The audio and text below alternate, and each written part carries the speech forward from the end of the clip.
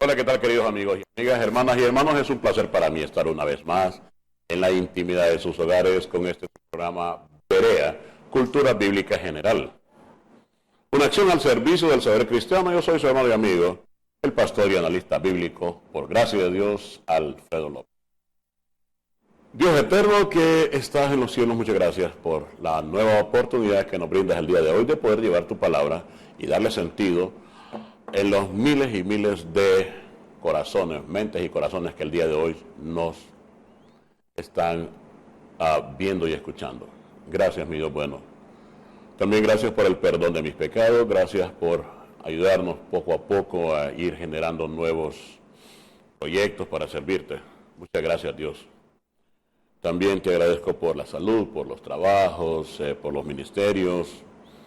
Y te pedimos una petición especial, y es que nos des la oportunidad y capacidad de poder salir adelante con los proyectos que tenemos en mente.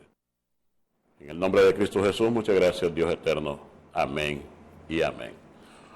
Bien, ¿cómo están las cosas? Pues yo creo que, póngamelo más cerquita aquí, por favor. ¿Cómo está la noticia? Pues el taller de estudios ahí está trabajando fuerte. Hágame la toma más centradita ahí, por favor.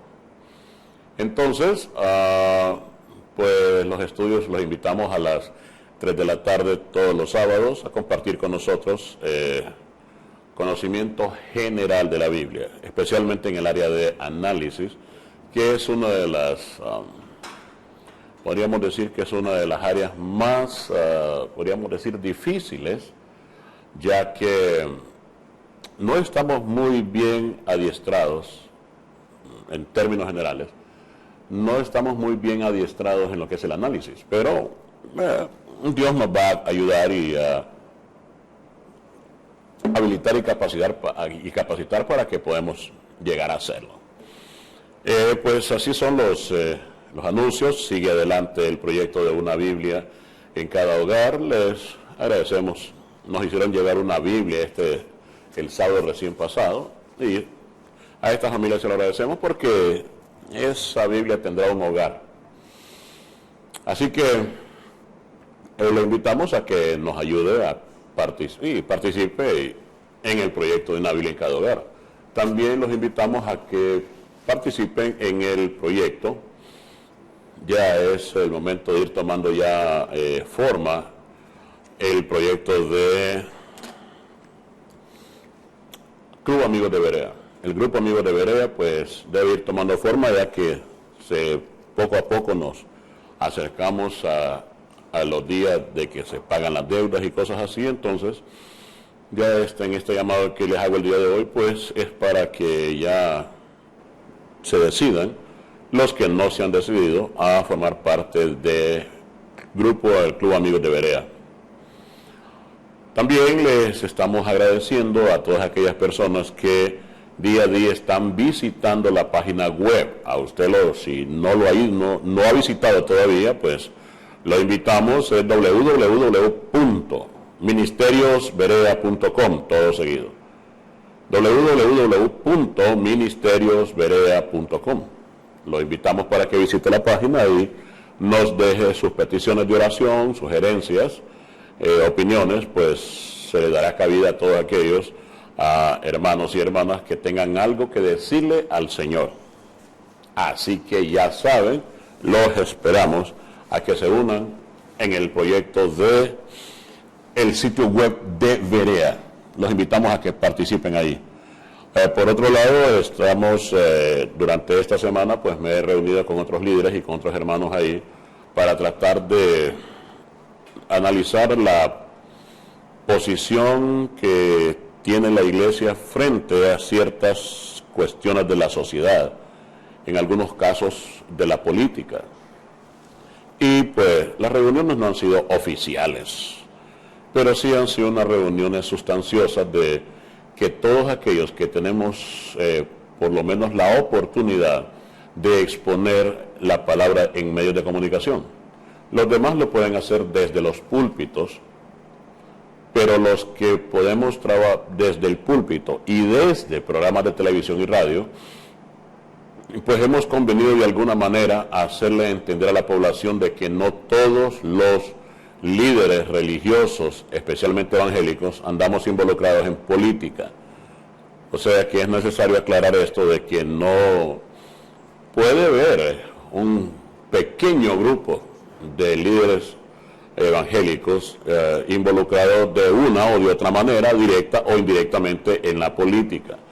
Pero es necesario aclarar que habemos muchos, especialmente pastores, que nos dedicamos a tiempo completo y voluntariamente a servir al Señor desde el púlpito, desde la iglesia, desde programas de televisión, y no estamos muy interesados en participar en política.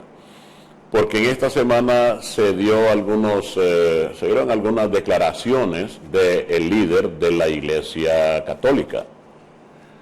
Y hubo ya líderes de la Iglesia Evangélica que empezaron a querer responder u opinar acerca de que si tiene o no tiene que opinar el líder de la Iglesia Católica. Entonces, pues se me dio la oportunidad a mí de opinar.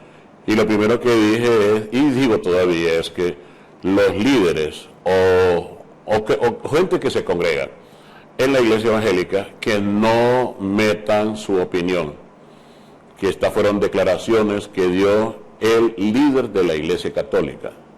Y entonces es entre ellos y la gente que se sintió ofendida, o la gente que escuchó su opinión, o los medios de comunicación que pasaron esta opinión, es algo personal entre ellos.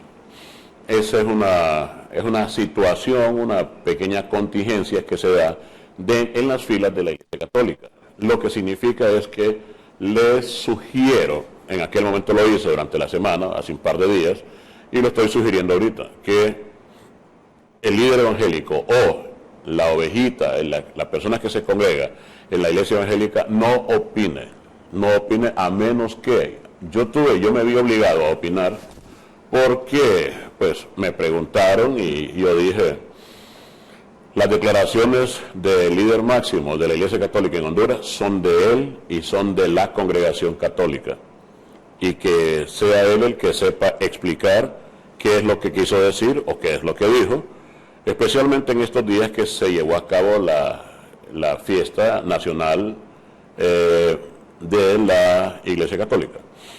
Por lo tanto, hoy repito esto y lo hago ya desde el programa de Berea, lo he estado haciendo en otras entrevistas o en otras comunicaciones, que no llamen a las radios, los cristianos evangélicos no llamen a las radios para opinar acerca de lo que el líder católico dijo. No llamen, no se involucren, dejen que ellos se hagan responsables de sus declaraciones y que ellos sepan dilucidar frente al pueblo, frente al gobierno, frente a la opinión pública, frente a los medios de comunicación, qué fue exactamente lo que dijo y por qué lo dijo. Y es un tema que tiene muchas veces que ver con lo que está sucediendo con la elección de la Corte Suprema de Justicia. Y entonces, pues, sin aceptar que nosotros, por ser pastores o líderes evangélicos, sin aceptar de que no tenemos opinión, o sí tenemos opinión, pero nuestra opinión debe ser más apegada a la oración, pedirle al Señor que Él sea el que organice todas las cosas para bien de la comunidad. Pero la injerencia nuestra dentro de la política no debe en ningún momento tomar forma. En ningún momento, ni el cristiano evangélico que se congrega, que es una ovejita, o el líder, no debe participar en política. La ovejita puede ser dar su voto, dar opiniones, pero debe recordar siempre que va a dar un testimonio y la gente no va a decir la persona, va a decir los evangélicos, o va a decir los protestantes o los hermanos separados, pueden decir cualquier cosa. Pero sí lo que trato de decir, hermano y hermana, es que no entren polémicas de política. como pastor que es, como pastora, como líder o como ovejita. No entre en discusiones políticas. Porque al final del día, las personas que se desarrollan dentro de la política, ellos conocen su ambiente y ellos saben que en política nunca hay muertos, nunca hay enemigos, hay gente malherida temporalmente y después quedan de amigos unos con otros y aquí no ha pasado nada. Pero la persona que no sabe de política termina siendo enemigos, incluso queda hasta molesto durante muchos años con el político en turno, o puede ser incluso en las opiniones vertidas por alguien que se sintió ofendido en el momento, y alguien mañana da otras declaraciones de otro tipo en otro canal o en otra emisora de radio, y así va a ir caminando. La persona que trabaja en la política sabe quedar bien con todos, sabe caer parado siempre, conoce las argucias, es decir, conoce todos los argumentos de la política. Así es, el político así es. Por eso la recomendación es que no se involucre, hermano pastor, hermana pastora, no se involucre en política, y mucho menos opine acerca de lo que otro líder de otra iglesia dice o dijo. Así que en estos días he tenido algunas reuniones con algunas personas que quieren llevar el tema hacia lo que dijo el hombre, y yo les dije, hermanito, ahí pregúntele a él. Porque dentro de eso también se dio un tema, y es acerca de si los pastores, puntualmente, estamos conscientes que tenemos una mala imagen frente a la población. Y ese tema pues me lo presentaron, unas personas me lo presentaron ahí donde yo estoy dando las consejerías todos los días, y me dijeron, ¿por qué no trata el tema de que los pastores tienen una mala imagen frente a la población? Yo lo primero que tengo que decir acerca de esto es que no somos todos los pastores. La persona que cree que todos los pastores andan actuando mal, esa persona no tiene sentido, no tiene criterio, porque no se puede meter en el mismo panorama a 35,000 pastores que somos en todo el país, por culpa de 10, 15 pastores que están muy involucrados en política, en negocios, incluso en todos esos proyectos que no tienen nada que ver con la iglesia, pero ellos juran con su verdad de que ellos forman parte del pueblo y pelean por el pueblo. Yo en lo personal, cuando alguien dice el pueblo sufre y el pueblo aquí, no creo que está hablando por el pueblo, creo que está hablando por él, poniendo como pretexto, he visto muchos líderes, tanto políticos, religiosos, gremiales, sindicales, que hablan a nombre del pueblo. Cuando alguien habla a nombre del pueblo, es seguro que está hablando a nombre de sí mismo. El pueblo, mujeres y niños, yo he escuchado muchos líderes de diferentes ámbitos, políticos, religiosos, líderes gremiales, sindicales, partidos políticos. Les he visto que el pueblo de Honduras, que las mujeres y niños. No, automáticamente uno sabe, yo por lo menos sé, que ese es un discurso propio. Ese es un discurso propio. Cada vez que alguien habla a nombre del pueblo, pero se le revisa sus vínculos con el pueblo, y no tiene vínculos con el pueblo, entonces uno sabe, es que está hablando por sí mismo. Entonces, para evitar roces, malentendidos, es mejor mantenerse al margen de cosas especialmente políticas. Ahora, también está el asunto de que sí hay líderes religiosos evangélicos involucrados en política, pues no somos todos, y ese es uno de los temas que se tratan esta semana en las consejerías que, gracias a Dios, pues yo puedo ayudar. Y es que hay una gran cantidad de personas que creen que todos los pastores somos iguales, que a uno mintió en el barrio de él, entonces dice que todos los pastores son malos. Personas que a veces uno cree que son bien cultos por su educación académica, y empiezan a vertir conceptos que son más conceptos de cafetería, son más pláticas de cafetería. Y la característica principal de la plática de cafetería es que cuando se levantan las personas ni siquiera se acuerdan de lo que hablaron. Es pasar un rato ameno, al calor de un café, platicar de cualquier cosa, Y hay un tipo de personas que en estas pláticas de cafetería creen que están dando cátedra de diferentes tópicos, cuando en la realidad nadie quiere poner atención a una gran charla muy profunda porque lo que quieren es tomar café y platicar. Y hay personas que confunden esas pláticas de cafetería y quieren llegar a exponer unos grandes aspectos teológicos, algunos políticos, y al fin se levantan y nadie les hizo caso. Entonces, en pláticas de cafetería se dan muchas ofensas a hombres que trabajan para el Señor. Y entonces los que trabajamos para Dios nos vemos ofendidos por personas que ni siquiera tienen sentido de la manera como hablan.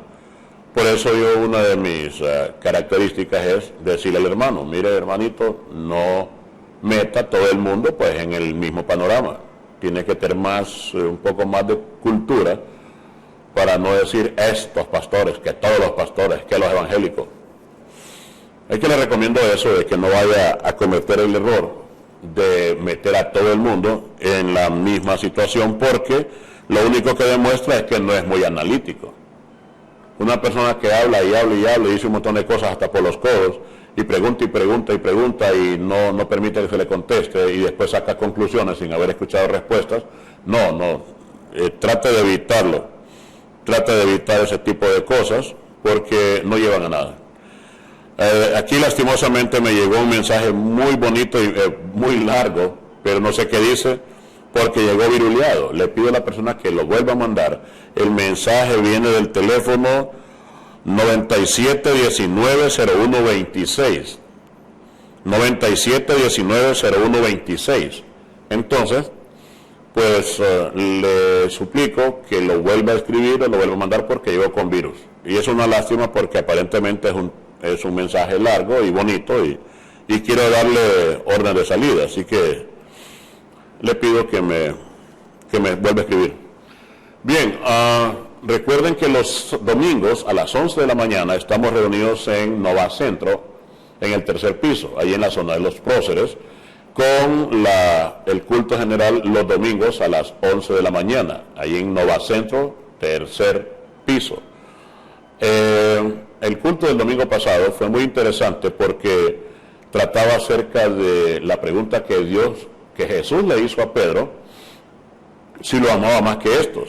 Y entonces la confrontación directa de la obligatoriedad a contestar si yo amo más al Señor que los demás, pues era una pregunta que tiene muchas implicaciones.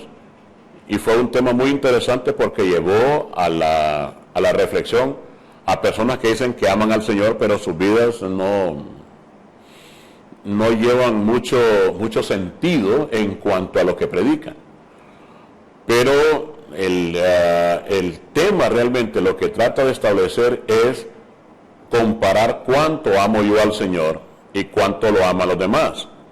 Y como son amores diferentes, depende de la edad que tenga, el sexo que tenga, en el país en que viva, con la cultura que viva, la educación académica que tenga, cuánta Biblia sabe leer, cuánto testimonio, o sea que hay muchas implicaciones en una pregunta de ese calibre. Pedro, ¿me amas más que estos?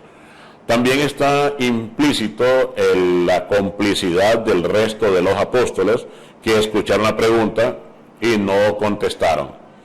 Ellos debían de una u otra manera contestar y decir, Señor, si Pedro te ama bastante, nosotros también. Así que no puede medirse quién ama más al Señor, si unos más que otros. La pregunta iba en dirección a que técnicamente lo que Jesús quiere es analizar, establecer y estar consciente de cuánto es lo que yo amo al Señor para ver en cuánto estoy comprometido. Y esa es una de las cosas que le puede pasar al cristiano actual. El cristiano actual siempre está con el pensamiento que ama al Señor. Y entonces cuando alguien lo reta y dice, bueno, ¿cuánto ama usted al Señor? ¿Cuánto está dispuesto usted a hacer por Él? Y entonces ya la figura ya cambia. Porque ya no significa de que puedo decir yo amo al Señor. Ahora debe demostrar cómo ama al Señor y qué está dispuesto a hacer. Y ahí es donde viene, para muchas personas, viene la realidad cruda de que dicen, ofrecen mucho amor al Señor u ofrecen muchas cosas al Señor, pero dentro de la realidad no cumplen ni el 20% de lo que ofrecieron. Y esta pregunta no era retórica, de que me amas, sí, ya sabes que te amo. Aparentemente es una pregunta retórica, pero técnicamente no es retórica. Pero me amas, sí. Mi esposa me pregunta, ¿me amas? Sí. Mis hijos me preguntan, ¿nos amas? Sí. Pero si me dicen a mí, ¿me amas más que amas a las otras mujeres? Ahí ya hay una pregunta que hay que ponerle atención. Y entonces Jesús le preguntó a Pedro, y Pedro no analizó mucho la respuesta. Automáticamente, para ganar tiempo también, dijo, claro que sí, pero no se detuvo a analizar bien la pregunta. Es una pregunta con mucha profundidad. ¿Me amas más que estos? Y entonces, si vemos un grupo de cristianos que amamos al Señor, con todo lo que implica el amor y el compromiso, entonces Jesús podría decirnos, qué bien que ustedes todos me aman por igual. Pero cuando hace la pregunta, ¿a este me ama más que los demás?, indirectamente lo está comprometiendo a que sea mejor cristiano. Y cuando cualquiera de nosotros dice que amamos más al Señor, entonces, ¿cuál es el parámetro de comparación? Es muy interesante estudiar esta pregunta, es muy interesante. El parámetro de comparación para Pedro en este momento fue, me amas más que estos. Pero el parámetro con que me van a medir a mí es, me amas más que estos, que son el resto de los pastores, el resto de las ovejas, el resto de los que han comprometido su vida con Dios, me amas más que estos. Y entonces yo tendría que ver, bueno, ¿y cuánto ama el pastor tal? El pastor Toñito, ¿cuánto ama al Señor? Bueno, lleva 40 años en el Evangelio, sirve a tiempo completo, es voluntario, sufre bastante, no lo demuestra, le da ánimos a los demás. Y entonces, ¿cómo puedo yo superar el amor del pastor Toñito que tiene 40 años en el Evangelio? ¿Cómo? Ahí es donde yo debo analizar bien la pregunta. Y esto es una lección para muchas personas que dicen que aman al Señor, pero su vida no refleja ese amor, mucho menos el compromiso. Yo le he hecho aquí la pregunta, y no es una pregunta retórica. ¿Aman Berea? Yo les he preguntado a muchos de ustedes, ¿le gusta el programa? En la calle me detienen para felicitarme, darme la mano y todo eso. Claro que sí, los atiendo porque somos amigos. Pero yo le pregunto, ¿a ustedes les gusta el programa? Mire, ese programa lo bendice a uno. Es un programa lindo, sí, le gusta el programa, ha aprendido, sí. Entonces yo le pregunto, ¿ustedes aman más a Berea que otros programas religiosos? ¿Aman más a Berea? ¿O aman a Berea? No les voy a preguntar si ustedes aman al resto de los programas o quieren más a Berea que otros programas televisivos o de radio que tenga que ver con la predicación de la palabra. Muchos me han dicho que sí, no, este es el mejor programa. Yo les puedo preguntar, ¿ustedes aman a Berea? Y ustedes pueden contestarme que sí. ¿Dónde están sus frutos? ¿Dónde están sus frutos? Si aman a Berea, porque tengo que estar diciendo todos los días que me manden Biblias, y son como 2 o 3 personas de que se han reportado por el proyecto Berea. Si dicen que aman a Berea, entonces ¿dónde están los frutos? ¿Cómo pueden demostrar que aman a Berea si ni siquiera se inscriben en el club Amigos de Berea para sacar adelante los proyectos? Entonces, ¿dónde está el amor por Berea? Ese es el punto que le quiso hacer Pedro. Si Pedro ama más que los demás, él no tiene que medirse con Jesús, tiene que medirse con los otros.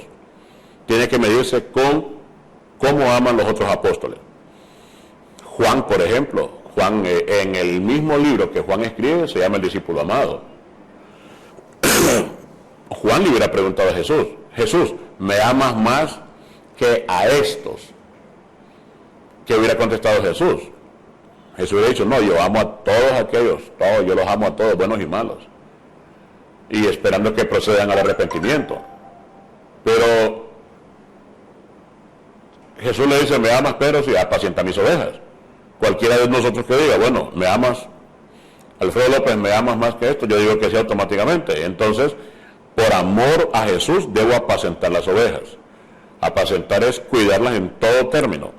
Pero si no estoy cuidando bien las ovejas, o ni siquiera tengo rebaño, entonces ni siquiera soy un buen candidato para recibir esa pregunta. Soy un mal candidato, no me pueden dar esa pregunta a mí de decirme yo amo más al Señor, no, ni siquiera soy un candidato para recibir esa pregunta porque no tengo rebaño. Entonces es una pregunta muy, muy complicada, ¿me amas más que estos?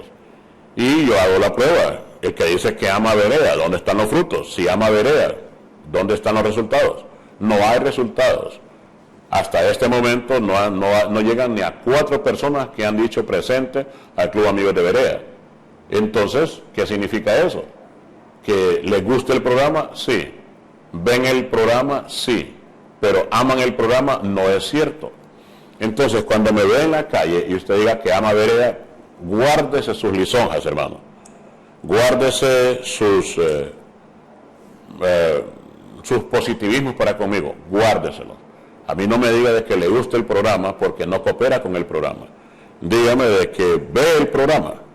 Sí, ve el programa. Pero no diga que ama el programa porque no lo ha demostrado.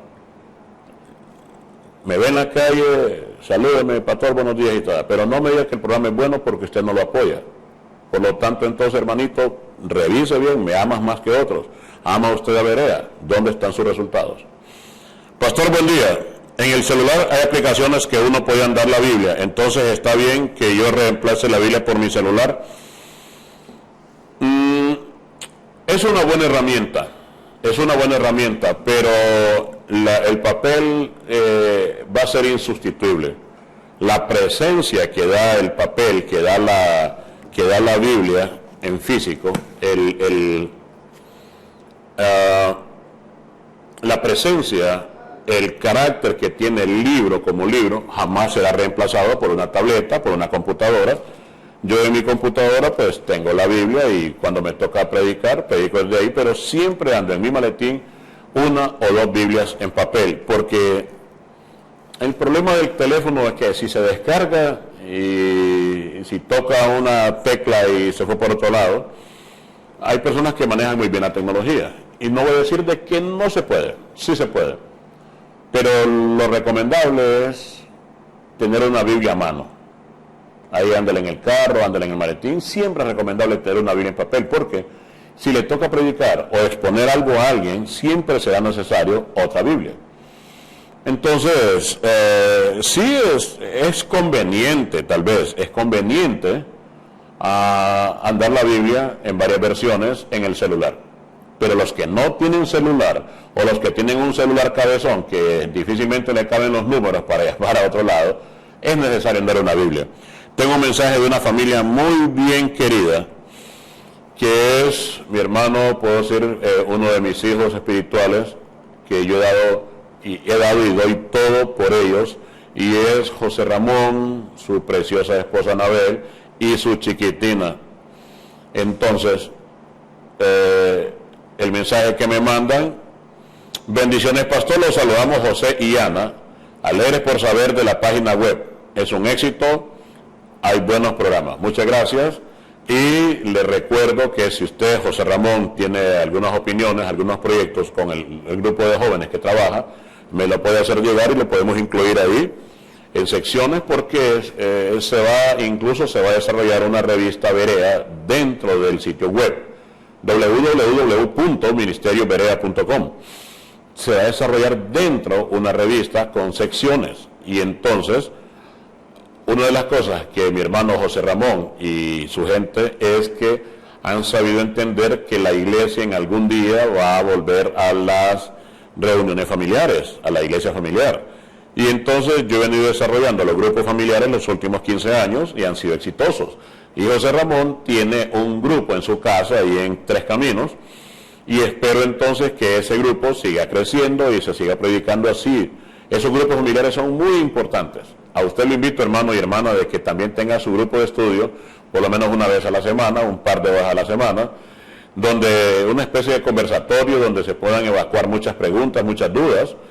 Y pues ha sido uno de mis trabajos durante los últimos 15 años, es organizar grupos familiares, y ya están trabajando muchos de ellos, y otros se han organizado a la luz y al calor de otros pastores o de iniciativas propias. Pero sí hay muchos grupos familiares, y ese es un fenómeno que se ha dado en los últimos 10 años, que hay muchos grupos familiares que están estudiando la Biblia. Y este es uno de los retos para las iglesias: le den seguimiento a esos grupos familiares o provoquen ellos mismos grupos familiares. No es el grupo de crecimiento común y corriente, donde se va a discutir el tema que se va a discutir el domingo. No, son una especie de conversatorios que lo que sirve conversatorio es para evacuar preguntas, algunas dudas, explicar otras áreas que la iglesia no explica, por ejemplo el análisis bíblico, la hermenéutica. Muy pocas iglesias hacen énfasis en la cultura general, en el análisis, en la hermenéutica más profunda, y estos grupos sirven para eso. Así que felicito a José Ramón porque maneja un buen grupito, a Anabel y a todos los felicito y los animo a que sigan adelante. Y si tienen o proyectos, opiniones, editoriales, me las hace llegar para que vayan ya incluidos en el material de la página web, porque habrá una sección que es una revista donde habrá sección juveniles, sección infantiles, consejos, incluso consejerías para cómo manejar la vida y hacerla más efectiva, la vida del adulto mayor. Ese es un problema que tenemos muchas iglesias, que tenemos adultos mayores y no hayamos cómo involucrarlos en actividades. Pues ese será un lugarcito donde se pueda dar opciones o consejos de cómo manejar la vida de un adulto mayor. Lo mismo también que secciones que tengan que ver siempre con el desarrollo integral de la persona.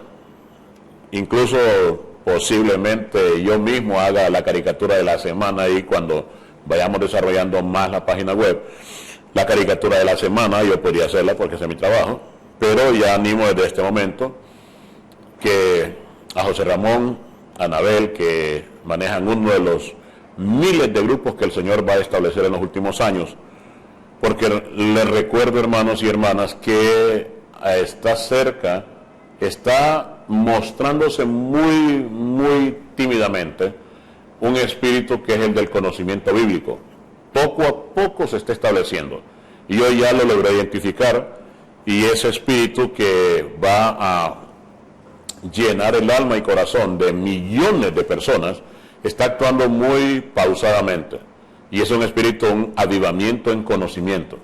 Prepárese, hermano y hermana, que cuando sienta, usted se va a dar cuenta, cuando este espíritu que el Señor mande, obviamente comandado, dirigido, monitoreado por el Espíritu Santo, y va a involucrar a las iglesias, y se van a involucrar personas que ni siquiera se congregan, van a entrar con ese deseo de conocer más Biblia, y yo estoy confiando plenamente en que ese espíritu de conocimiento, el avivamiento, va a afectar a congregantes y no congregantes.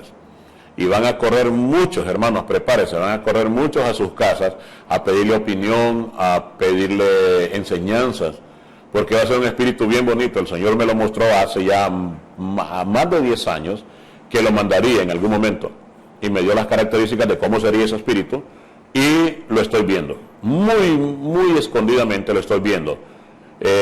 Siempre hay en cualquier cafetería que usted vaya, habrán 100 personas, y 1, 2, 3 están conversando de la Biblia. Los demás pueden estar hablando un montón de disparates. Las pláticas de cafetería tienen la característica de que, bueno, se le dicen un montón de disparates para pasar el tiempo, de política, deportes, de mujeres, de pistolas, de caballos, de cualquier cosa. Pero siempre en una cafetería que abre a las 6 de la mañana y cierra a las 7 de la noche, pasan un promedio de 2.000 personas, y de esas 2.000 personas, por lo menos 5 a 10 personas han estado hablando de la Biblia, en bien o en mal, pero han estado hablando. Y eso se está notando, de que siempre se habla de la palabra de Dios, de la Biblia, de la iglesia, y eso es una muestra de que poco a poco, de una manera muy despacio, muy sensata, el Espíritu Santo está estableciendo ese nuevo espíritu, que es el espíritu del conocimiento.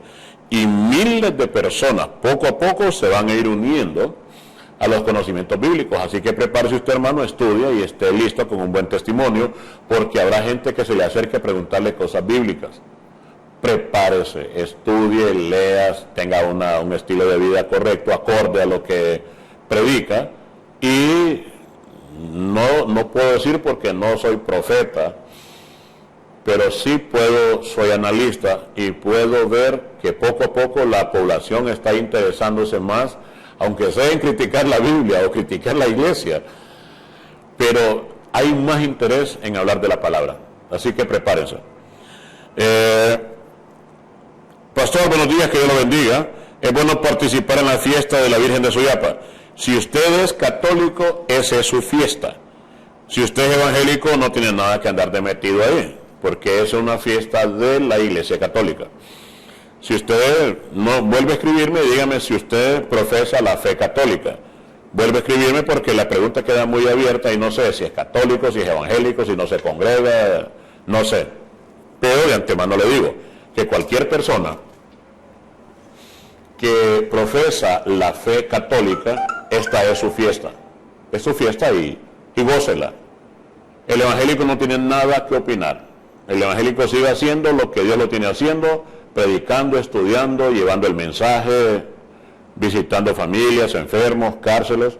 Sigue haciendo lo que Dios lo tiene haciendo. No levante la cabeza para opinar cosas que no están en su medio. La Iglesia Católica, la población católica tiene su fiesta y déjenos que ellos estén con su fiesta.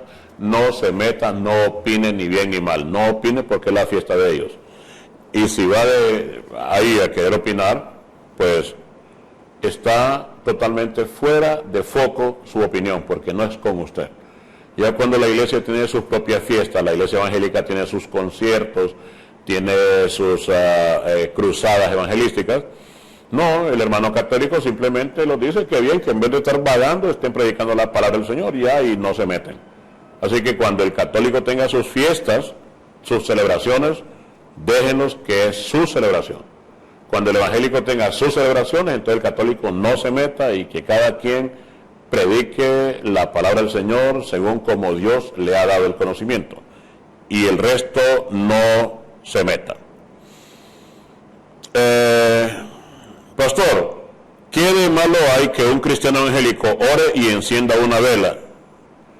Pero ¿a quién le está encendiendo una vela? Es que la única vez que yo he visto que cristianos evangélicos enciendan una vela ha sido cuando en conciertos que se canta aquella canción de Marco Witt que dice, enciende una luz. Enciende una luz, déjala brillar. Y entonces se pasan velas y se pasan unas con otras. Ese es el único lugar donde yo he visto un cristiano evangélico encendiendo velas. O tal vez en un cumpleaños. Pero no existe en la cultura evangélica encender velas. Si un cristiano evangélico enciende una vela porque se le fue la luz, estoy de acuerdo, pero si va a orar a la luz de una vela, no es una de las enseñanzas teológicas que ha recibido. Y si es cristiano evangélico y enciende velas, entonces es un híbrido que no se sabe qué es, si es católico o evangélico. La cultura católica sí tienen esa cultura y esa costumbre de encender velas. Es cuestión de ellos. Por lo demás, entonces, que cada quien haga lo que el Señor lo tiene haciendo sin estar tratando de involucrarse en la vida de otras iglesias. Eso pasaba muchas veces con la cultura del pueblo de Israel, que Dios nos mandaba a que establecieran una relación muy puntual entre Israel y Dios, y ellos andaban siempre imitando culturas ajenas, y entonces Dios se molestaba con ellos porque decía, ustedes están dedicados plenamente al servicio y a la adoración de mi nombre, que andan de metidos entonces con los dioses alrededor de Israel, en el norte que estaba Siria, Líbano, que en esa época se llamaba Fenicia, Siria, Jordania, Moab, Amón, Edom, Egipto. Cada uno de ellos tenía sus propias culturas teológicas. Y muchos hebreos siempre iban a estar metidos ahí a ver qué se sentía o a ver si agarraban algo. Y terminaban involucrados adorando otros dioses que no eran los que Dios le había dicho. Entonces, la recomendación es que cada quien predique y adore al Señor tal y como se le ha enseñado o como él cree en su corazón, el otro no se meta. Buen día, pastor. Quiero saber cómo se llamaba antes y dónde estaba lo que ahora es Jordania. Bien, Jordania como Jordania es un nombre nuevo, no tiene ni 70, 80 años. A partir creo que de los años 60 se fueron liberando de lo que era la corona inglesa, 1950, 60, por ahí se liberaron. Entonces, Los ingleses, cuando hicieron el mapa, agarraron una regla y un lápiz, hicieron los países rectos. Ustedes pueden ver entre ingleses y franceses, ustedes miren cómo son los países de África, son cuadrados, son una raya y esto se llama el Chad, una raya esto se llama Egipto, o este cuadrado se llama Libia, y entonces ustedes miran que casi no tienen curvas esos países, sino que son unas rayas así. Van a ver que Jordania, que unas rayas rectas así con la frontera con Israel, lo mismo Irak, son países hechos así con una regla, y eso lo hicieron entre los ingleses, franceses, y ya en el camino pues involucraron los holandeses también. Ahora, Jordania, como Jordania, toma el nombre del río Jordán, que divide los dos países. El río Jordán, que viene desde el norte de Israel, nace técnicamente, el río Jordán nace en las montañas del Monte Hermón. El Monte Hermón es uno de los picos más altos que están al norte de Israel, que está casi en lo que es Líbano y un poquito de Asiria, y ahí sigue una cadena montañosa que se llama los Montes Sagros, que ya tocan un poco de Turquía, un poco de Líbano, un poco de Armenia, y es una cadena montañosa que va a terminar allá por las estepas de Irán. Entonces el río Jordán nace en las alturas del Monte Hermón, que siempre está como derritiendo hielo, porque le llaman el canoso. El Monte Hermón le llaman el canoso porque siempre está con nieve, y entonces se derrite ahí, funda unos ríos ahí en Asiria, el Dar, el Banias, el Hasbani, y esos llegan, antiguamente llenaban una pequeña poza, como todo Tegucigalpa de grande, que, bueno, por lo menos el centro de Tegucigalpa, que se llamaba el lago Ule, y de ahí salía 4 kilómetros de una manera violenta hasta llegar al mar de Galilea, que tenía nombres de mar de Galilea, de Tiberíades, Genesaret o Kineret. Y entonces, como descendía violentamente hasta llenar al mar de Galilea con agua dulce, que se derretía de la zona norte de lo que es el Monte Hermón, formando los ríos Dar el Banias y el Hasbani, de ahí un montón de corrientes pequeñas fundaban ese río, y ese río desembocaba en el lago Ule, y el lago Ule le tiraba agua hasta el mar de Galilea. Y entonces la palabra descender violentamente, aguas que descienden violentamente, se le dio el nombre en hebreo antiguo de Jardén, y de Jardén se genera la palabra Jordán. Y entonces antiguamente separó imperios como el de Moab al sur de Jordania, y al norte Amón. Moab y Amón eran dos tribus fuertes en los tiempos de Moisés, de Josué, de los jueces, todavía en los tiempos de David, 500 años después de Moisés. Moral de este hombre. Y entonces nació Ben-Amí, que es el patriarca de los amonitas, del norte de lo que es actualmente Jordania, y en el sur los moabitas. Moab y Amón fueron los enemigos más grandes que tuvo el pueblo de Israel. Y entonces estos dos nacen de un descendiente de Abraham también, casi son primos lejanos.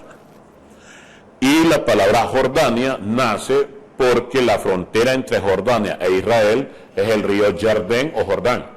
Y el río Jardén agarra 100 kilómetros cuando sale del mar de Galilea en dirección hacia el sur, al mar Muerto. Entonces, entre muchos vericuetos, pues son 100 kilómetros de distancia entre la zona de Judea y la zona de Galilea. Nace en Galilea, Alta Galilea, pasa por todo Galilea, pasa por todo Samaria y desemboca en Judea. Ahí desemboca en el Mar Muerto y tiene otras pequeñas vertientes, el vado de Jaboc, el Yarmuk, el Kineret, todos esos, o el Sered, el arroyo de Sered. Ahora pues nunca fue navegable el río Jordán, nunca fue navegable como los Tigris y Éufrates o el Nilo, pero sí este río fue muy emblemático y siempre estuvo separando la zona de Jordania. Ya en los tiempos de Jesús ya no se llamaba Amón y Moab, ya los griegos lo habían grieguizado y los romanos se apoderaron de esa zona de ahí y fundaron entonces zonas como Decápolis. Los griegos dejaron fundada Decápolis, que significa 10 ciudades, que era por todo el margen derecho del río Jordán. El margen derecho se le conocía como Decápolis, y ciudades como Gergesa o Gerasa, Perea, Cesarea, Gaulínites, todo eso estaba en el margen derecho del río Jordán. Y ya cuando vino toda la invasión después de Jesús, pues vinieron el Islam, cambió muchos nombres ahí. Después del Islam vinieron los caballeros cruzados, que también cambiaron muchos nombres. Los hicieron catolicizados, ya eran más católicos los nombres que se fueron poniendo en toda esa zona cuando llegaron los caballeros cruzados del centro de Europa. Pero ya por el siglo XII-XIII primero aparece Genghis Khan, que le cambia casi todo el panorama a esto, pero después aparece Saladín, y Saladín o Saladino también cambió mucha estructura de los nombres. Después los barones otomanos de Turquía, y por último los ingleses ya en el siglo XVIII, cerca del XIX, y tuvo varios nombres hasta que se quedó con el nombre oficial de Jordania, que es más o menos en el 1950, por ahí, en algún lugarcito de ahí, ya Jordania queda establecida como lo que es el día de hoy. De una manera completa y cerrada, Jordania se llamó Amón y Moab en los tiempos desde Moisés hasta los tiempos de David. Queda contestada su pregunta. Pastor, ¿quiere decir que Dios nos va a juzgar por medio de lo que está escrito en su palabra y no porque éramos cristianos o católicos u otra religión? Sí, tiene razón.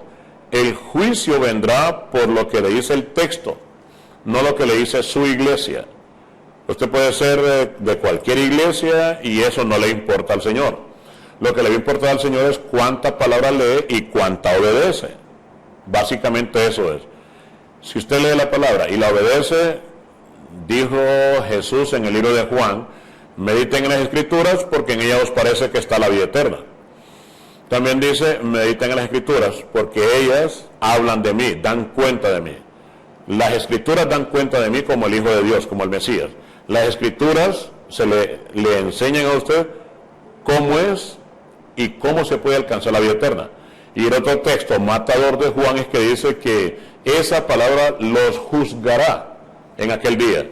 Significa que a mí Dios no me va a juzgar por las cosas buenas o malas que haga. Me va a juzgar por cuánto conocí de la palabra y cuánto la apliqué para mi vida. Lo demás puedo ser una buena persona, pero sin Biblia, posiblemente, muy posible, que me pueda ir a tostar al infierno, porque el texto sobre el cual mi vida descansa se llama la Biblia. Lo que me dice la Biblia, eso debo hacer yo, porque me trata los términos espirituales, morales, físicos, psicológicos, vida diaria, civiles, todo eso. La Biblia es un tratado que me da a mí la capacidad de poder llevar una vida sana y útil a Dios y a los demás, y esa es la palabra que cuando llegue al cielo me van a preguntar Biblia. No me van a preguntar si predicaba bonito o no. Biblia, cuánta Biblia sabe y cuánto explicó de la Biblia y cuánto vivió de la palabra. Así que sí le puedo decir, sin importar a la iglesia que usted asista, si no lee la Biblia, usted se puede ir a tostar al infierno porque no se informa. Eso es todo. Buen día, pastor. Quiero saber si Israel sigue siendo el pueblo escogido de Dios. Sí. Con todas sus desgracias, Israel sigue siendo el pueblo escogido de Dios. Ahora, debe quedar claro que somos dos pueblos diferentes. Una cosa es Israel como pueblo de Dios y otra cosa es la iglesia como el pueblo de Jesús, o como la iglesia de Jesús, o como la esposa de Jesús. La iglesia es diferente al concepto de Israel. Israel es un pueblo que con todas sus desgracias, con aciertos y desaciertos, Dios sigue diciendo que es el pueblo escogido por Él. Dios quiso así y yo no tengo por qué preguntar. Dios dijo, mi pueblo es este, y el pueblo dijo, Dios es nuestro Dios, y es entre ellos. Ahora, lo que sí le digo claramente es que la iglesia es el cuerpo de Cristo. Entonces, Cristo se entiende con la iglesia, el Espíritu Santo se entiende con la iglesia, y Dios se entiende con Israel. Así que no tenemos nada que ver israelitas con iglesia, nada que ver. Dios y Jesús van a tratar de ser un solo pueblo en el futuro. Ahorita ni tenemos que parecernos a los israelitas porque ellos todavía manejan la ley de Moisés. el Tanaj, la Torá, y nosotros manejamos el Nuevo Testamento, la vida y obra de Cristo. Es correcto y es bueno conocer mucho, pero si va a aplicar su vida, no la aplique con la ley de Moisés, porque lo pueden mandar al infierno porque nadie cumplió la ley de Moisés. Cumple lo que le dice la palabra del Señor en sus evangelios y sus epístolas, y usted está en paz con Dios. Tengo 17 años de vivir con mi marido, tenemos 2 hijos, nos hemos separado por 2 veces porque se ha enamorado de otra mujer, pero estamos juntos, somos católicos y nos vamos a casar. No sé si se va a casar porque me quiere o por tener un sacramento más. No sé si me está preguntando o me está contando o me está invitando a la boda, no sé. No sé si qué quiere que le diga, no sé si me preguntó algo, no sé si quiere una consejería. Yo más siento que me está invitando a la boda, así que le agradezco que me invite a la boda, ahí estaré. Así que ha sido todo por hoy. Les recuerdo que si aman a Berea, pues inscríbanse en el Club Amigos de Berea. También ayúdenos con la cuestión de las Biblias y lo invito mañana a las 7 de la mañana en este mismo lugar para que esté con nosotros en Berea los domingos. Y también mañana domingo a las 11 de la mañana lo esperamos en el culto general en Nova Centro, en el tercer piso a las 11 de la mañana. Nova Centro, tercer piso, con el tema. Mañana será un tema muy interesante que es el Espíritu del Señor está sobre mí. Así que pasen muy buenos días, nos vemos mañana a 7 de la mañana y pues apoye Berea, inscríbase en el Club Amigos de Berea y se le dirá cómo nos puede ayudar. Pasen muy buenos días, que Dios los bendiga. Gracias, Dios, por un programa más que hemos sacado al aire.